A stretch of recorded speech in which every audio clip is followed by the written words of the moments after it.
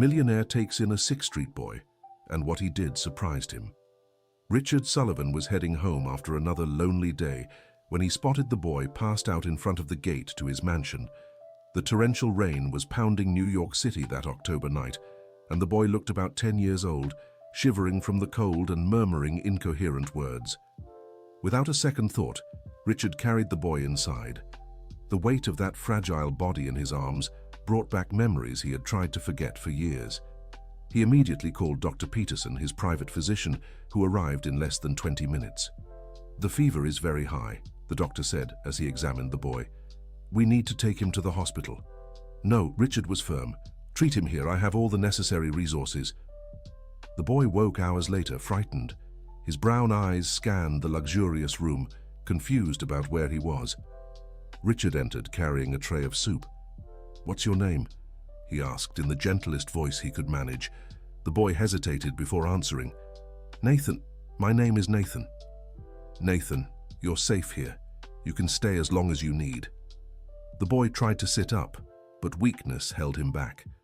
Richard noticed how he clutched something around his neck, a cord with a small pendant he couldn't quite see. "I have to go," Nathan murmured. "Mrs. Betty will worry." "Who's Mrs. Betty?" She looks after me sometimes, when there's leftover food at the restaurant where she works." Richard felt a tightness in his chest. How long had it been since he truly cared about someone? Since Emily. He pushed the thought away. Dear listener, if you're enjoying the story, don't forget to like and especially subscribe to the channel. It helps us a lot as we're just starting out. Now, back to the story. In the days that followed, Nathan slowly recovered. Richard discovered the boy was extremely bright, despite never having attended school regularly. He devoured books from the library and asked questions that even surprised the businessman. Margaret, the housekeeper who had worked there for over 30 years, watched with a mix of joy and concern. It was the first time in years she'd seen life in that mansion. "You seem different," she remarked while preparing breakfast. "Different how, Margaret?" "More alive, like before." Richard looked away. Margaret was the only one brave enough to mention the forbidden subject. She had been there that terrible night 5 years ago. Nathan appeared at the kitchen door, still wearing the pajamas Richard had bought him. It was strange to see the boy clean, well-fed, like a different child altogether. "Can I help with anything?" the boy asked. Margaret smiled. "Come, help me make the bread. Do you know how to cook?" "A little. I learned by watching Mrs. Betty at the restaurant." As they kneaded the dough, Nathan began humming a tune. Richard, drinking coffee in the next room, froze. That song? It couldn't be. He slowly approached the kitchen. "Where did you learn that song?" Nathan stopped singing, startled by the man's tone. I've always known it. My mother used to sing it to me when I was little." "Your mother? Where is she?" The boy lowered his head. "She left a long time ago. I was 5. Richard had to steady himself against the table. The melody was unique, a composition Emily had written weeks before the accident. It had never been recorded, never shared with anyone but him. "Nathan, I need you to tell me everything about your mother." The boy grew nervous, clutching the pendant again. "I don't remember much, just that she worked in a big house. Sometimes she cried at night, saying she'd done something very wrong." Margaret exchanged a meaningful look with Richard. She had recognized the melody, too. The businessman sat down, trying to control his emotions. "Do you have any photos of her, any documents?" "I don't have anything. Just this pendant she gave me before she left." Nathan showed the small object. It was a simple locket, but Richard felt the world spin as he recognized it. It was identical to the one he kept in his office safe. "Margaret, call Dr. Peterson. I need him to come back here." "Are you feeling unwell, sir?" "It's not that. I need him to run some tests on Nathan." The boy shrank back, frightened. "I'm not sick anymore. Please don't send me away." Richard knelt in front of him, gently holding his shoulders. "No one is sending you away, but I need to understand a few things. Do you trust me?" Nathan hesitated, but finally nodded. There was something about this man that made him feel safe, protected in a way he'd never experienced before. That afternoon, while waiting for the doctor, Richard showed Nathan around the house. The boy was amazed by the library, the paintings, the grand piano in the music room. "Do you know how to play?" Nathan asked, running his fingers over the keys. "Not anymore. It was my daughter who played. Where is she?"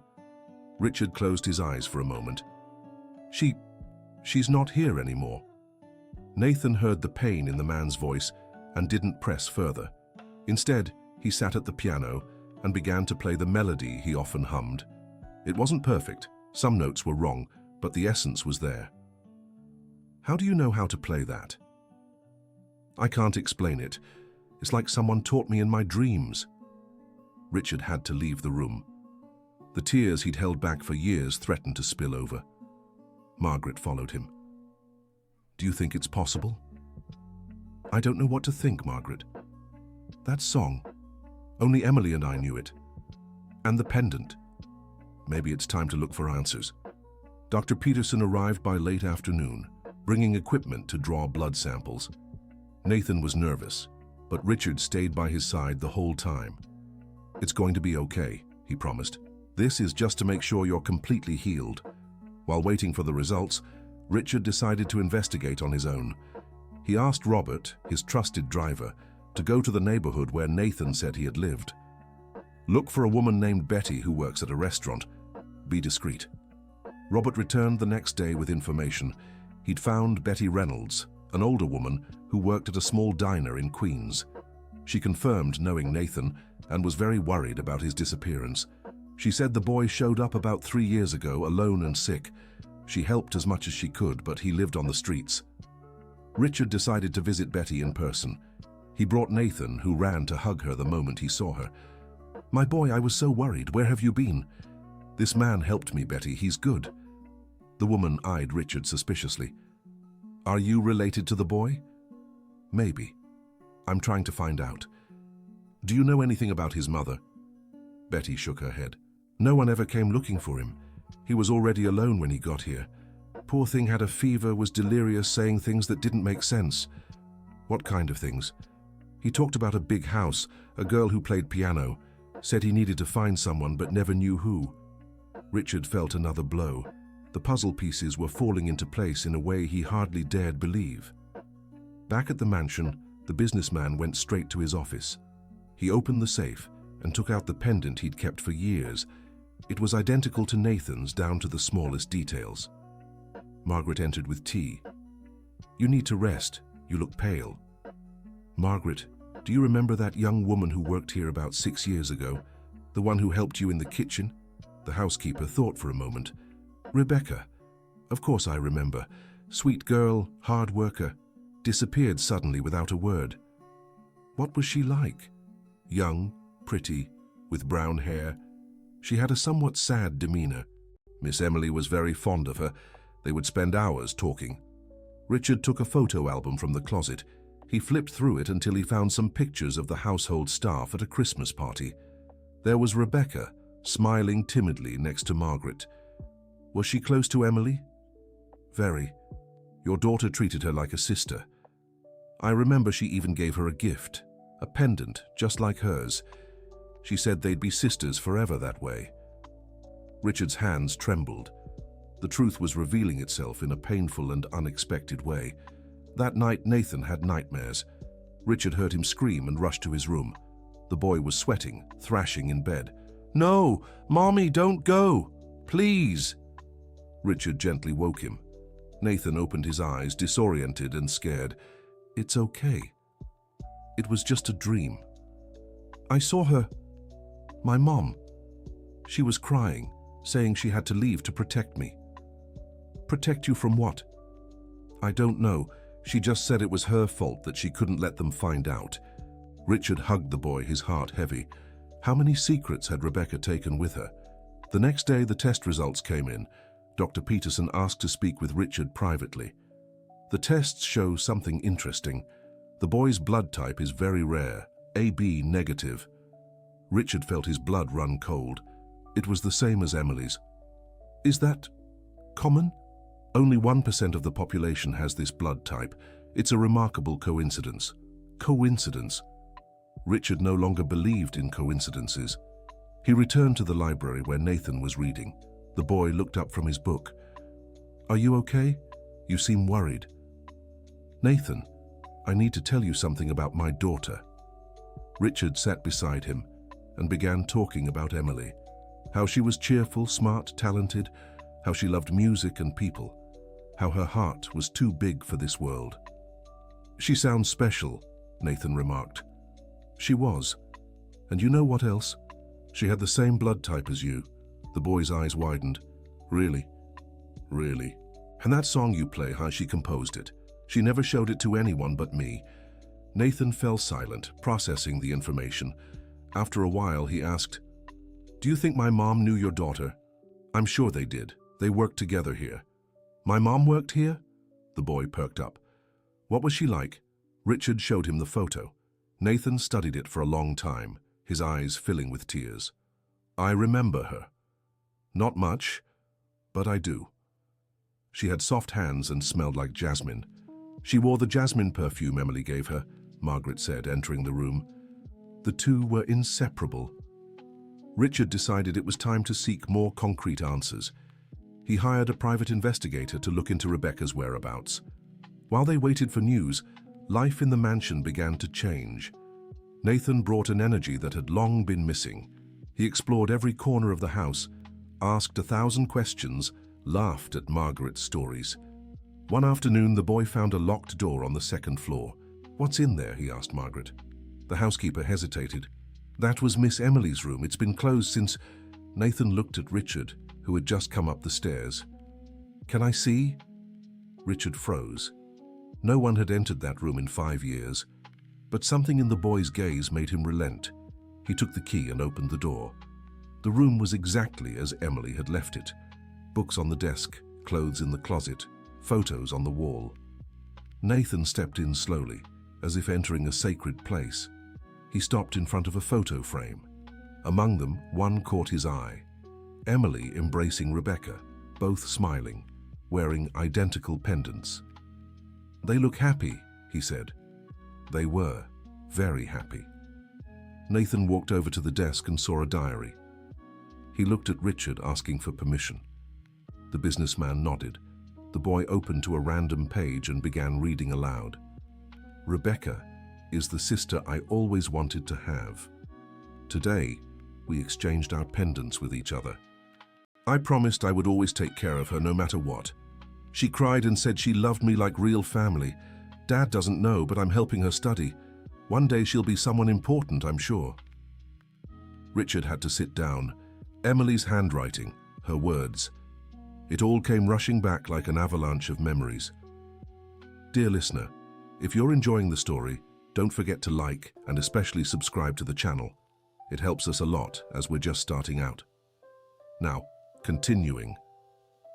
Nathan kept flipping through the diary, reading passages that revealed the deep friendship between the two girls. In one entry, something caught his attention. "Rebecca has been acting strange lately.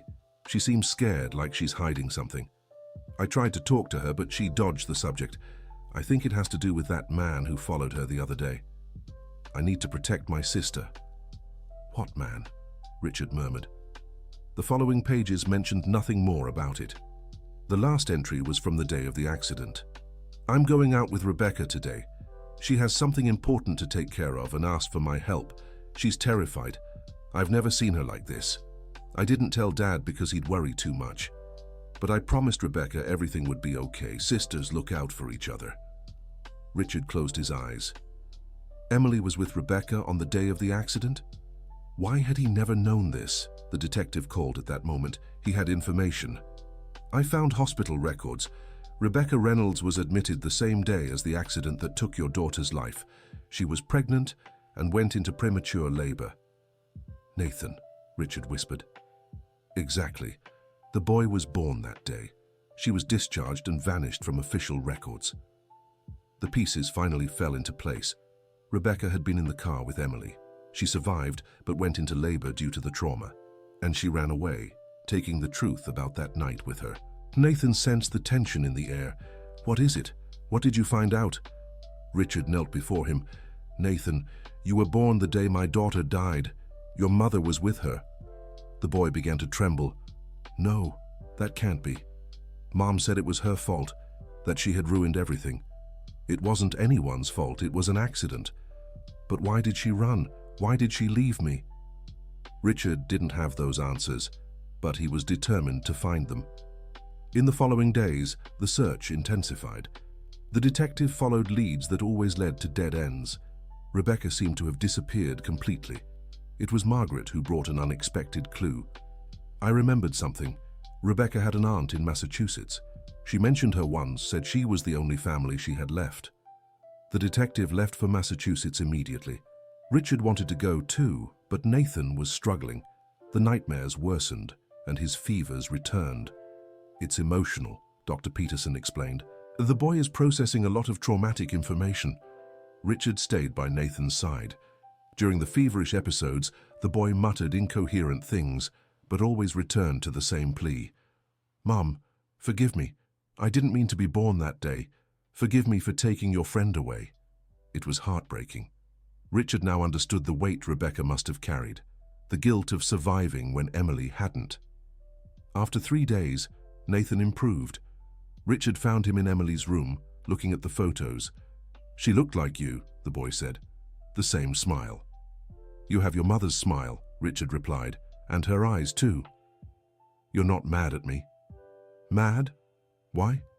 "Because I'm alive, and she's not." Richard hugged him tightly. "Never ever think that. You're a gift, Nathan. A gift I never expected to receive." The detective called that night. He had found Rebecca's aunt, but the news wasn't good. Rebecca was there 2 years ago. She was very ill with advanced tuberculosis. Her aunt cared for her until the end. Richard felt his world collapse. How would he tell Nathan about this? Did she leave anything behind? A letter, addressed to you. Richard asked them to send it immediately. As he waited, he prepared for the hardest conversation of his life. Nathan was in the library when Richard entered. The boy immediately sensed something was wrong. "Is it about my mother?" Richard sat beside him. "Nathan, your mother, she was very sick. She died," the boy finished with surprising calm. "I always knew deep down she would have come back if she could." Tears streamed freely down both their faces. Richard hugged Nathan, and they cried together for the first time. The letter arrived the next day. Richard read it first, alone in his study. "Dear Mr. Sullivan, if you're reading this, it means Nathan found his way to you, as I always knew he would. Forgive me for all these years of silence and lies. Emily was my heart sister. On the day of the accident, we were going to meet my son's father. He was married, powerful, dangerous. Emily insisted on coming with me, said she'd protect me. She always protected me. The accident wasn't an accident. He had us followed, had us removed, but something went wrong. I survived by some miracle, but Emily, God forgive me, your daughter died in my place. I ran because he would come looking for me. I ran because I couldn't bear to look into your eyes and see the daughter I'd stolen from you. Nathan was born that terrible night in the midst of pain and loss. I tried to raise him alone, but the guilt consumed me. The illness came as a deserved punishment. Before I left, I made sure Nathan remembered everything Emily taught me. The music was ours, hers and mine. I hope he brought it to you. Take care of my boy. He's the only good thing I ever did. In him lives a little of Emily too, in the way he sees the world, in the kindness of his heart.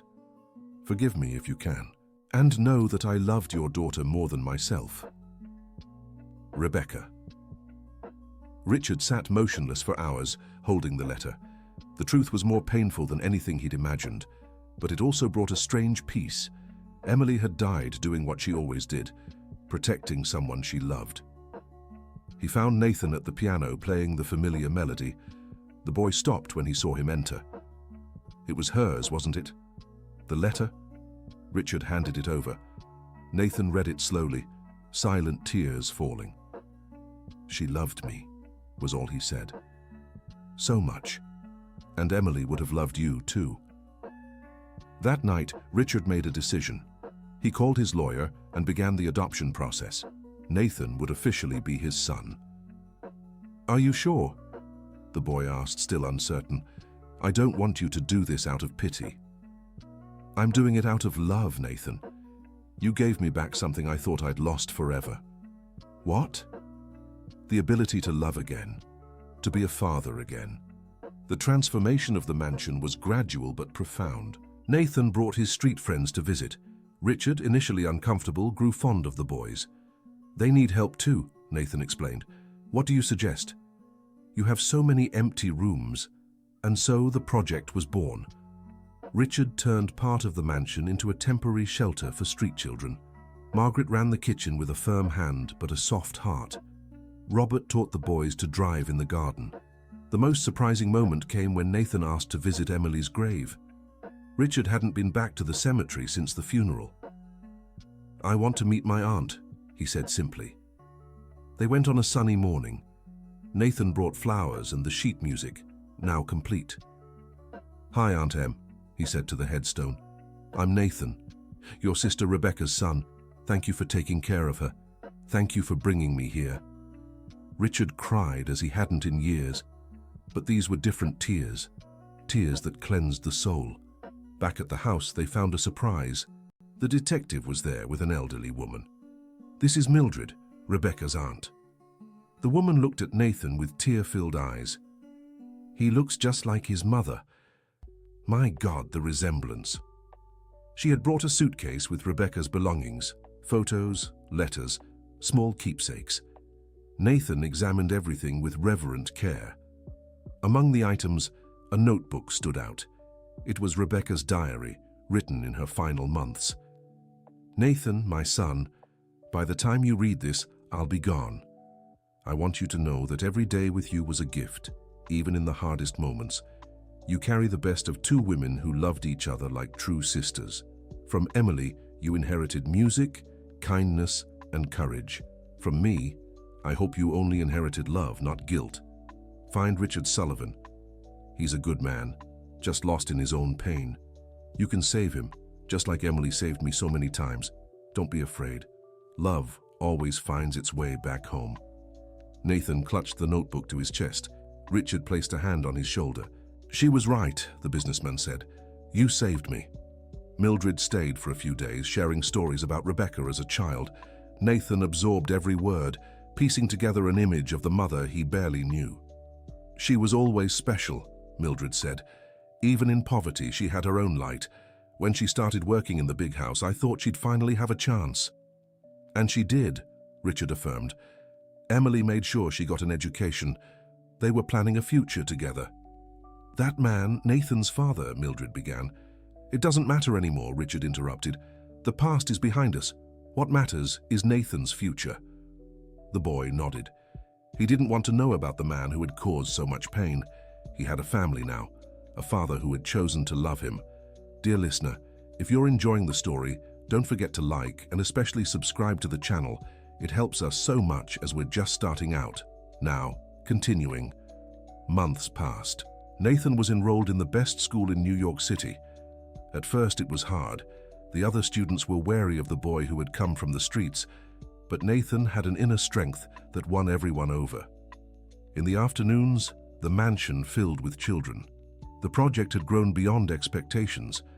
Richard hired teachers, psychologists, social workers, but it was Nathan who made the real difference. "They trust me," he explained, "because they know I understand." One afternoon, Richard was called to the school. He feared the worst, but the principal was smiling. "Nathan composed a song for the talent show. We'd like your permission to enter it in a national competition." Richard listened to the piece. It was Emily's melody, but transformed, expanded.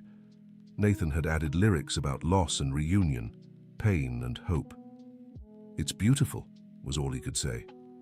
"It's called Heart Sisters," Nathan explained, "for my mother and my aunt." The show was a success. Nathan played with a maturity that surprised everyone for someone so young. Richard wiped away discreet tears in the audience, watching Margaret dry her own eyes. After the performance, a woman approached. "Mr. Sullivan, I'm Catherine Wilson. I worked with your daughter on a social project years ago. Richard vaguely recognized her. Emily often spoke of a special friend, Rebecca. I saw the song's title and... Is this the same Nathan? It's a long story, Richard replied. Emily would be so proud. She always said she'd change the world through children, and she was right. Through Nathan, Emily's dream is coming true. That night, Richard found Nathan in Emily's room, now his too. The boy had decorated it with his own things but kept her photos and belongings. "Dad?" he called, and Richard still felt a rush of emotion at the word. "Do you think they're proud of us?" "I'm sure they are. Sometimes I feel like they're here, watching over us." Richard hugged his son. "They are, Nathan. In your smile, in your music, in the good we do, they live through us." A year later, the social project was helping hundreds of children. Nathan, now 12, was the young ambassador. He gave talks, visited other institutions, and inspired change. One morning a letter arrived. It was from a man in prison convicted of multiple crimes. Richard almost threw it away, but something made him read it. "I know I don't deserve forgiveness. I caused the accident. Rebecca rejected me, chose the child over the money I offered. I only meant to scare them, just scare them. But everything went wrong. I heard the boy is with you. That's the best place for him. Far from a monster like me. I don't ask for forgiveness. I just wanted you to know that guilt consumes me every day. Emily was innocent in all this. I die a little each time I remember. May Nathan never know who I am. May he be happy." Richard burned the letter. Some secrets should stay buried in the past. Nathan didn't need to carry that burden. Life went on, full of small miracles. Nathan grew strong, smart, and kind. Richard rediscovered the joy of being a father, of having a home full of life. Margaret, now promoted to project manager, ran everything with efficiency and love. Robert taught the boys not just how to drive, but also discipline and respect. "We've built something beautiful here," Margaret said one afternoon, watching the children play in the garden. "Emily and Rebecca built it," Richard corrected. "We just carried it forward." At 15, Nathan earned a scholarship to study music abroad. The decision to go or stay tormented them all. "What would Emily do?" he asked Richard. "She'd tell you to follow your heart. But she'd also say family isn't measured by distance." Nathan chose to stay. There was too much work left in New York City, too many children who needed help. "I can study music here," he decided, "and keep changing lives." During a visit to a new shelter, Nathan made a surprising discovery. Among old records, he found proof that Emily had visited the place weeks before her death. "She was planning something big," the director explained. "A project to unite all the city's shelters." Nathan brought the papers to Richard. Together they studied Emily's plans. Ambitious, visionary, just like her. "We'll make her dream come true," Nathan declared. And so they did. The Heart Sisters Project was officially born, uniting institutions, sharing resources, and multiplying love. Richard sold part of his business to fund the expansion. He didn't need that much money. He needed purpose, and Nathan had given him that. "Are you sure?" his son asked. "It's your inheritance."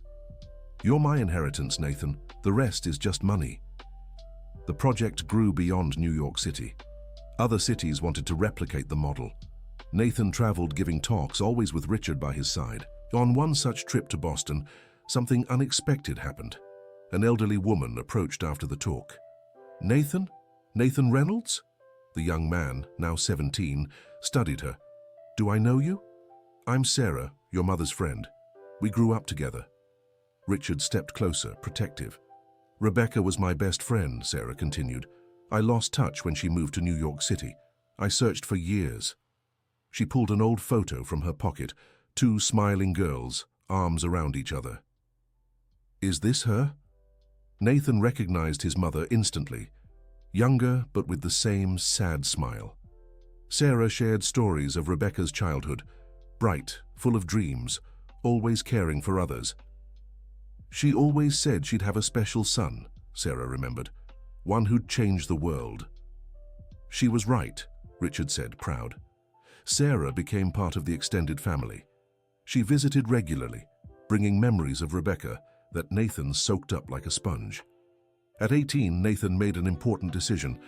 "I want to add Sullivan to my name," he announced. "Nathan Reynolds Sullivan." "Are you sure?"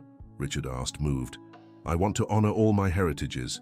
Reynolds for my mother, Sullivan for my father and my aunt." The name change ceremony was simple, just family. Margaret cried from start to finish. Robert pretended he wasn't emotional. That night, Richard found Nathan at the piano, playing the familiar melody, but something was different. "I added a new part," his son explained, "for the future." The music flowed, blending past and present, pain and joy, loss and reunion. It was perfect. Richard sat beside him on the piano bench. "You know what I've learned from you, Nathan?" "What?" "That love doesn't die. It transforms, finds new paths, creates new miracles." "Like a song that never ends," Nathan finished. "Exactly." They played together, father and son, united by a tragedy turned blessing. Outside in the garden, the children from the project played, laughed, and dreamed. The phone rang. Another city wanted to implement the project. Nathan answered, professional yet passionate. Richard watched him with infinite pride. The 6th Street boy who had appeared at his door had become an extraordinary young man. He hadn't just saved a lonely rich man, he'd saved hundreds of children, transformed a city, fulfilled interrupted dreams. After the call, Nathan returned to the piano. "Another city wants the project, Dad. Soon we'll be across the United States." Emily would be amazed. And my mother too. They smiled, understanding the beauty of that truth. Two women who had loved each other like sisters had planted seeds, now blooming in unimaginable gardens. Margaret entered with tea. "Are you two going to stay there all night?" "Just a little longer," Nathan promised. "I'm composing something new." "Another miracle?" she teased. "Always," Richard replied. "With Nathan, it's always another miracle." And it was true. Each day brought new surprises, new challenges, new victories. The boy who had arrived sick and alone had become the son Richard never knew he needed. "Dad," Nathan called, "thank you." "For what?" "For choosing me, for loving me, for giving me a chance." Richard hugged his son. "No, Nathan, thank you for giving me back my life, for teaching me that love is greater than pain, for showing me that family is more than blood." "It's a choice," Nathan agreed. "It's a choice," Richard repeated. And what a blessed choice it had been. Taking in a 6th Street boy hadn't just changed 2 lives. It had created waves of transformation reaching thousands. On Nathan's 20th birthday, the celebration was held in New York City's largest auditorium. Representatives from social projects across the country were there. Nathan took the stage, confident yet humble. "It all started with 2 women who loved each other like sisters," he began, "and a man who had the courage to open his door on a stormy night." Richard watched from the front row, Margaret and Robert beside him. Sarah was there too, along with Mildred and dozens of children who had gone through the project. "My mother once wrote that love always finds a way back home," Nathan continued. She was right. Every child we help is love coming home. The speech was interrupted several times by applause. When Nathan finished, the entire auditorium stood. Later, on stage, father and son played together the melody that had started it all. The song of Emily and Rebecca, now transformed into an anthem of hope. As the notes echoed, Richard thought of all that had happened. The pain of loss would never fully disappear, but beside it had grown something greater: gratitude. Grateful for having been Emily's father. Grateful for having found Nathan. Grateful for discovering that love knows no bounds of blood or circumstance. The music ended on a perfect note, lingering in the air like a promise. The silence that followed was sacred, filled with tears and smiles. "To Emily and Rebecca," Nathan said into the microphone, "heart sisters who continue to change the world." "To Nathan," Richard responded, embracing his son, "the miracle we didn't expect but always needed." That night, as they returned home, they found a surprise. A boy was sitting at the mansion's doorstep, shivering from the cold. History was repeating itself, but now with new meaning. Nathan approached the boy. "What's your name?" "Michael," the boy answered, frightened. "Michael, you're safe now. Come, let's go inside." Richard watched his son welcome the child with the same ease he himself had once been welcomed. The cycle continued. Love multiplied. Inside, as Margaret prepared soup and Robert warmed blankets, Nathan sat beside Michael. "You know, I was out there once too. Sick, scared, alone." "What happened?"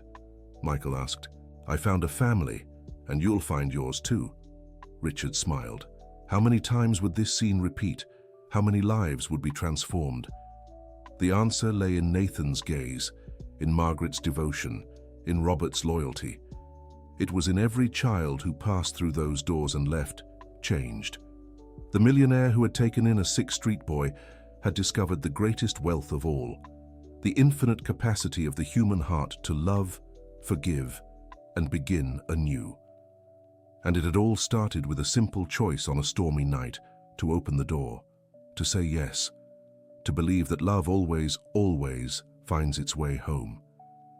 Years later, when asked about his story, Nathan always gave the same answer.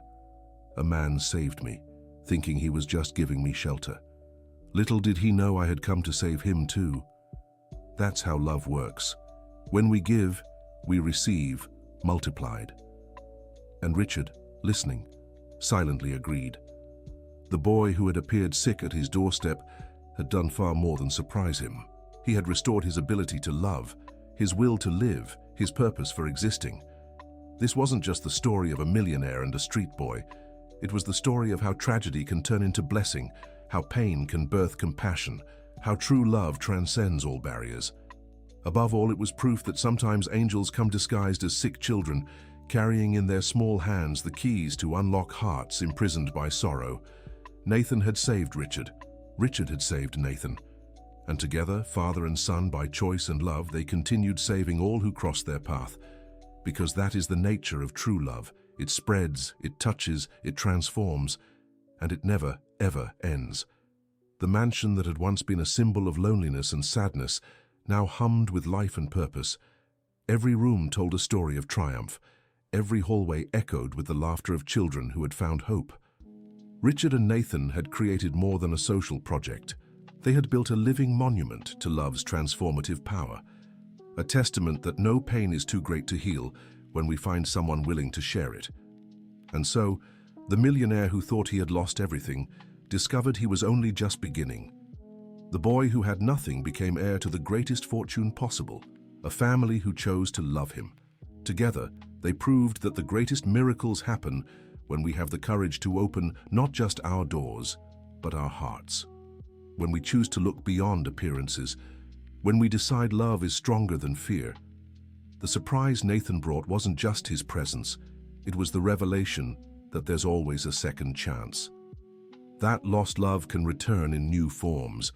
That family is something we build through daily choices of care and dedication. The millionaire took in a sick street boy. The boy saved a broken, wealthy man.